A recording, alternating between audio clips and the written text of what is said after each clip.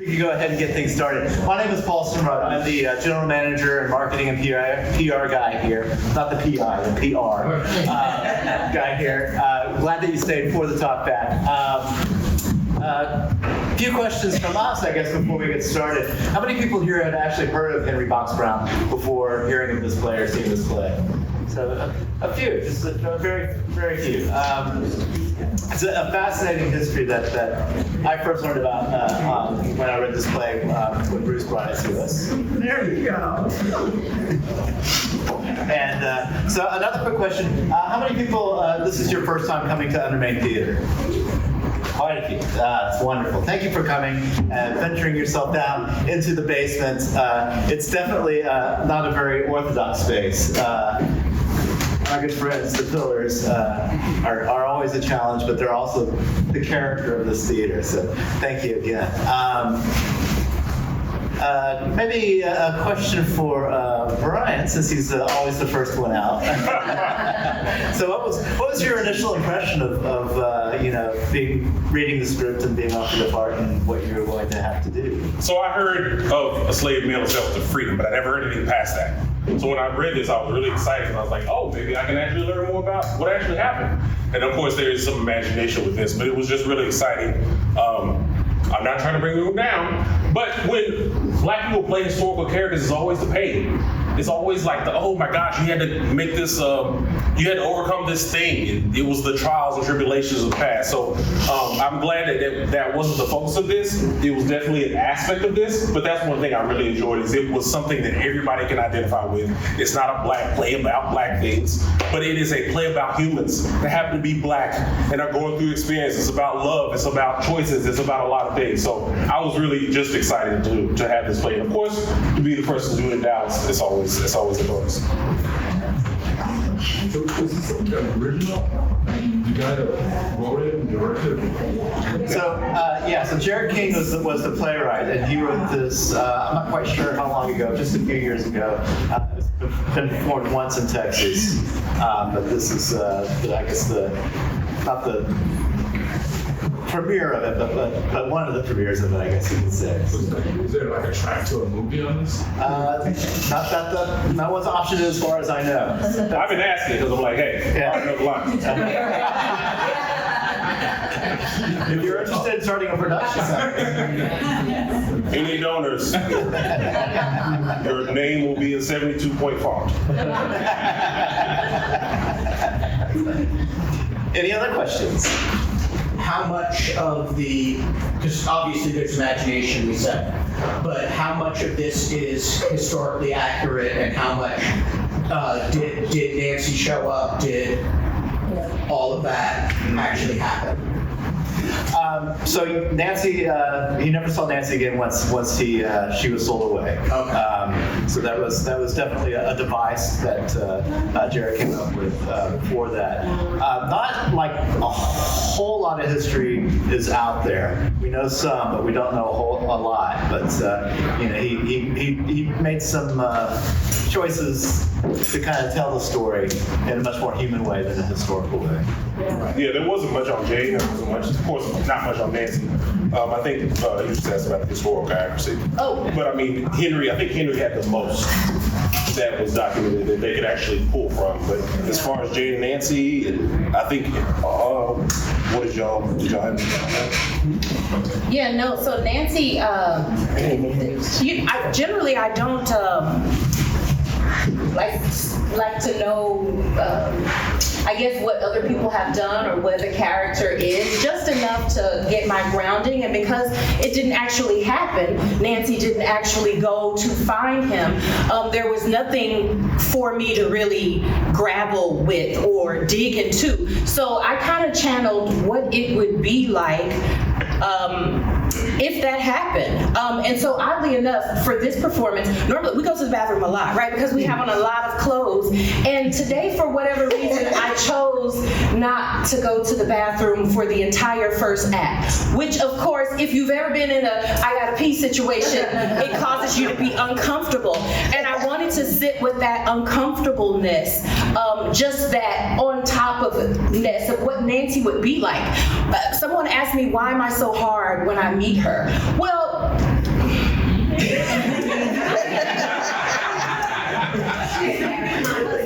right. That's my husband, Heifer. And I don't want to talk about no tea. I don't want none of that. I don't care if you're a school teacher, none of that.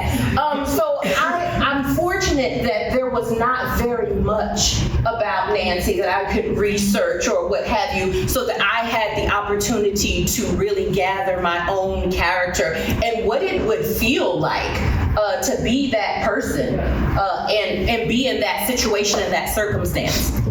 What you got? We didn't hear the question. Do you want to repeat it? I was just wondering about how much historically accurate it was. And what we were told is that no, Nancy did not come to England. We know very little about Jane. Yeah. We just pretty much know the Bach story, and then he went off and became a magician. We know nothing of Pearl. No, that's all my imagination. And the playwright, of course. And he did really marry Jane. They had kids. They Yes. met and showed He some really of did. that. And then the kids took over after Henry passed as magicians, and that's Cool. that's about all we know as far as like Jane and. That's a question. So a couple of y'all played multiple characters. How did you really make each character seem unique? Especially you were a lot of fun. How did you did you use costuming? How did you really define each of those characters? I look at what's happening in the play, and then what each individual character is supposed to accomplish in order to keep the play going forward. And then I look at what physically and vocally I can do to distinguish them that's still within the parameters of the play. And the fact there's so many different accents in this play helps tremendously. Yeah. Yeah. Can you say Cornwall for us one time? Cornwall. I didn't realize he had a big following. I know somebody said it out loud right after you said it. I missed that. Yeah, rock on. The breakout character. The only time Cornwall will be popular. I actually thought they could cut the character from the play. Yes, it is a play about this man named Cornwall. From Cornwall. Cornwall. All day The Cornwall. Sorry, Cornwall. Okay, but speaking of the accents though, it was impressive how many accents were contained within the play and that you guys were able to so easily transition between them. But I was curious how much time you had to spend in voice prep for that, or was that something that you already came to the table with? Because We had a vocal coach. Yeah. She was tremendous. Okay. She really helped us. She came in and, said, no, that's not right, or whatever. And it's great, but she's wonderful. We've worked with her at Undermain many shows. Many shows, She's fabulous. We love her. But y'all had like 2 weeks, right? Yes. We So had just like 2 weeks. It it was just a couple of weeks that she It was just a couple of weeks. no big deal. I'm just saying, they're brilliant work. I just want to laud them on that because I was like 2 weeks. I didn't have any accent, so I'm like, y'all didn't do that. We didn't have to memorize the line load. That's right, that's true. Nowhere close. You just had biscuit.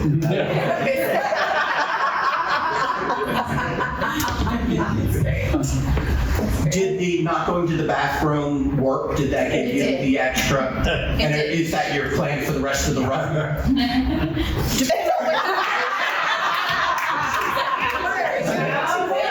on the degree of liquid intake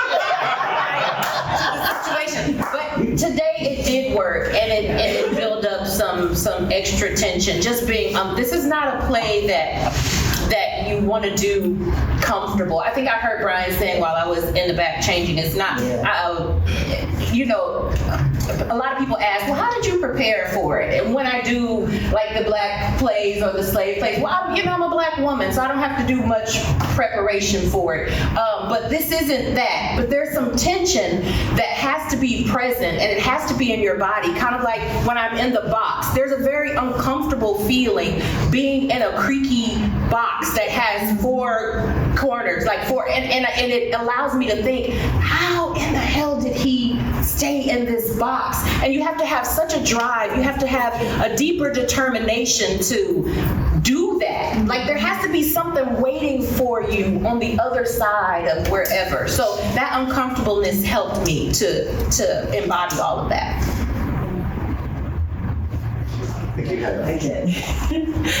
I'm lost in what you just said. So what was I about to ask? My husband and I were talking about. I was talking every time. I think that I didn't feel like a choice was really made, but he brought to my attention the choice was made at the end when he says this. I have an idea for my next show that. Then it became apparent that Nancy had his past and his heart and his trauma. However, what's his name? Jane definitely had his future and all the possibilities. And I'm okay with that. I do like, I wanted him to say something. I wanted him to say, this is definite, but I think it's far more interesting and more conversations when he didn't, but he did, right? So we can come up with why he did it and what it really meant and why Nancy was at the end by herself and why they came out together. So. I like that. It's good conversation on the way home. It's up to you. Good storytelling is, what does the audience think? What would you like to happen? What could you see happening? And it could go either way. Just because he came out with Jane at the end doesn't mean that Nancy wasn't somewhere. Or just it's all about. That's what you know. And one thing that struck me a lot more watching it today than has hit me before is Nancy's last monologue as well. It kind of sets up. There is a world where it does happen, where they have this paradise of a life together. So it's It was Over there. Question. Oh, yes. I'm real glad to learn about Henry Box Brown. I didn't know about the story before, but I don't have a question. I just want to say hi, Bryan. If we were at church, we'd be hugging. There'll be hugs I'll get after. you later. I think all the way in the back. Yeah, so I never heard of Henry Box Brown either, and I didn't read any of this before the play started. So going into this, Nancy actually felt like a metaphor. Like she didn't seem like she was actually a physical. Like a real character. Yeah. And I thought where the play was going is that he was actually boxed into his past and his future. And then towards the end, that scene where you guys are like kind of bullying him, in essence, it made me feel like are the lives a metaphor for something else? Come on, psychology. I think you need to start a blog. Come on, man. Come next Sunday, we're having another Talkback. Absolutely. Now I'll be thinking about that. She really did. It's amazing. I really thought that because I was like, is this like a counter narrative? Right. It's like as a Black person in America, there's this past that you're anchored to, but you don't know whether it accepts you in terms of our connection to Africa. And then being in this new world in America, you feel like you're rejected here, you're rejected there. So it's like, maybe this is a counter narrative. Yeah. Everybody wants you. Yeah. That's beautiful. For sure. Thank y'all so much. Thank you. Yeah. The magic elements. How difficult, how challenging, how unusual was it for you to have to learn how to do the tricks, learn how not to actually mix cards when we're... There were several days I really screwed him up. Steve likes to play initially. When he gets up in the morning, who can I mess with? So when he had this opportunity, I was like, oh God, where are all my cards? What is that? But no, we practiced. I mean, for me, it was just, it was getting it in my body and my mind, just like any other thing. It just takes repetition and commitment to doing it, because I'm not a magic person. And it took me, I had to record them, and I was sitting there at my house just trying to figure it, and I kept messing up. Cards flying all over the place. And I was like, I'm going to get this before March 1st. Right? Maybe not before February 27th. That was my experience. Opening night, I shuffled so badly. Emily says, you shuffle really well. I got a laugh.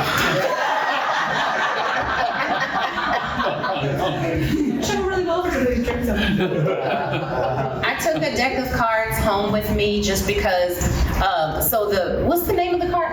Are they bicycle? Regular cards? Regular bicycle cards are very slippery. They're very, you can manipulate them well. These cards, they were older deck. They were not very easy to manipulate. So like my fingers would they would hurt when I was trying to shuffle them, and I could never do that. What's that thing called? Bridge. I could never do that ever. Cards would go everywhere. When I started doing it, cards would go everywhere. But just practicing it, now I can actually do a bridge. With these cards, but I had to make them feel easy in my hand so that I can slide it in and out and be able to do it and it not look cumbersome. Like I was trying to do a bootleg magic trick, but I actually did one. So it was really fun to learn it. Yeah, we had a wonderful magic consultant. Awesome. Yeah, he was great. John Wilson. I always want to call him Murphy. John Wilson. John Murphy. She'll take it. John Murphy Wilson. John Murphy Wilson. Yes, I have a question. So the scene when Jane's with like the aristocrat's wife, first of all, I was dying after that. How did you maintain character? Because every time she I've known Lulu for years and years and years, so it helps that like at the first day I actually jumped the first time when she was like so loud, and we were like, oh, that's a thing, and so we're like, where else can we find and just kind of work with it, and you get used to it, because like for you guys are hearing it for the first time. I've been hearing it for about a month now, so it's not. And I'm like, oh, here we go. Okay. So yeah, it's time and. Did you laugh the first time? Yeah, well, they're plugged. Yeah. Some days it's louder than others. Oh yeah. Yeah. I looked that way and I made eye contact with a row of people. We were all having the same. I don't know if I can handle this. I'm gonna bring it up and leave. Jane wanted to. It's such a boisterous laugh. Yeah. One thing I will say, just as a comment, I think one of the scenes that really stuck with me is when the abolitionist lady is talking to you, and just the mannerisms that you were giving in that moment.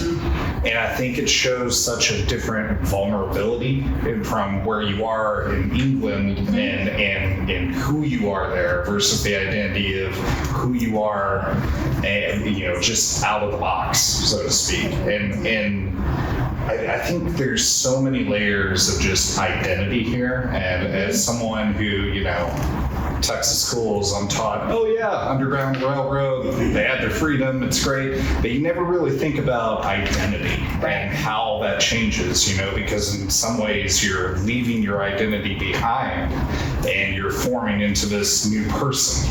And it's like, at what point are you pandering to entertainment versus, but life's better, right? Yes. But who are you at the end of the day? Who is your character at the end of the day? And I don't know, that's going to stick with me for a while. I'm glad. So we do things like that as actors, and I have, maybe 3 minutes. That scene isn't long, right? And I had to find out, how do you go back to Virginia and really be a different thing?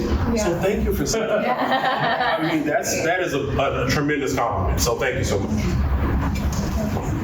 I guess a question I have is that it seems as though interracial marriage was widely accepted. I don't think that was. It was one of the first of its time to be, and of that class, and that's actually historically accurate. That it was it wasn't frowned upon, but this was one of the first ones that was actually accepted. Are you saying that particular marriage, but in general, not as accepted as that? Correct, yeah.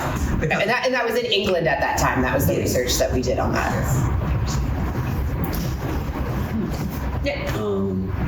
So I really appreciated the scene with y'all too when y'all were over there. And I think going into that, I would have expected that you being the older one would have been the one imparting most of the knowledge to her. But it was The other way from around. each other, and I thought that was really cool.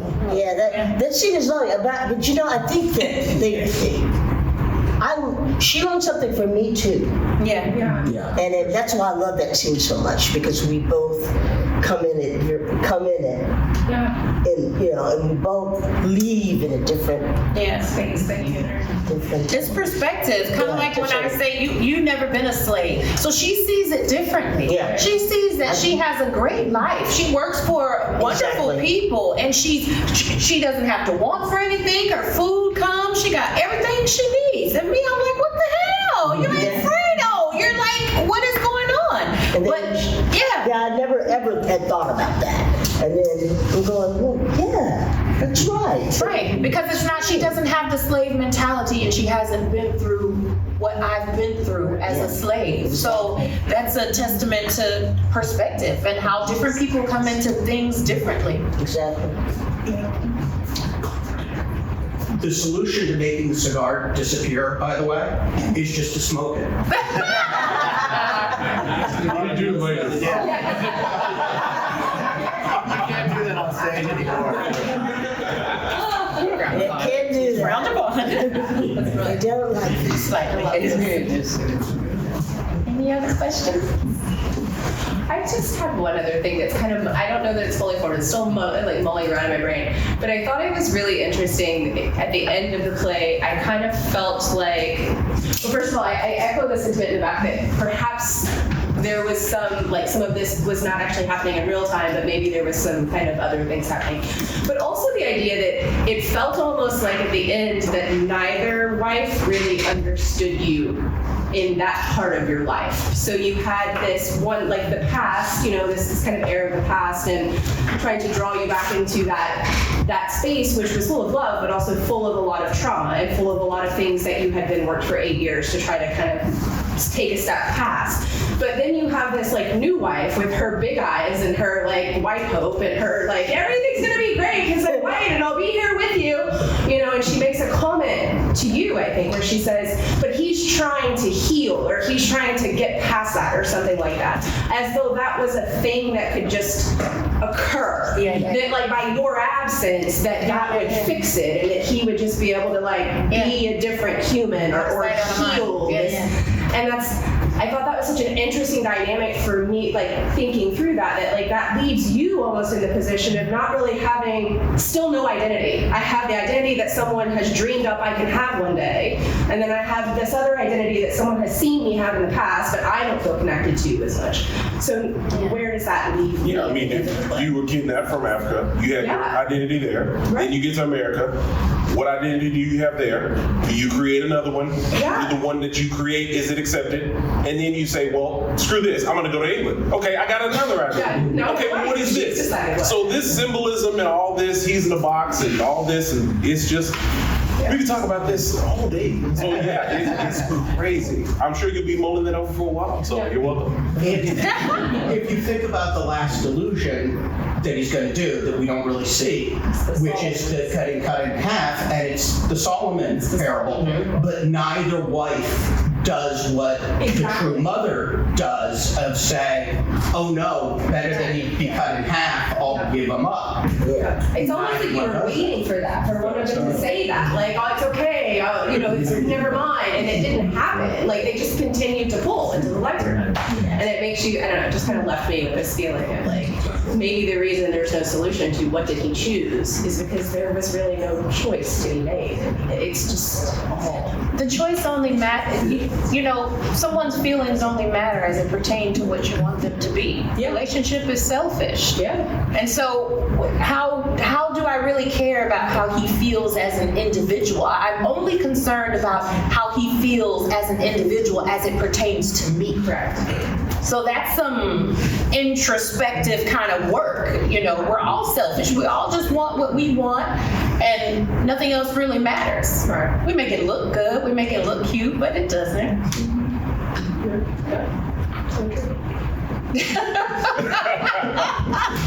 Somebody had said to one of us the other day that we probably should get a kickback from all the bars in the area. That Yeah, we gotta go process have to, like, it. Yeah, drink it away. If I didn't have so many lines, I'd go to the bar for sure. So on that note, thank you everybody for staying in the talk.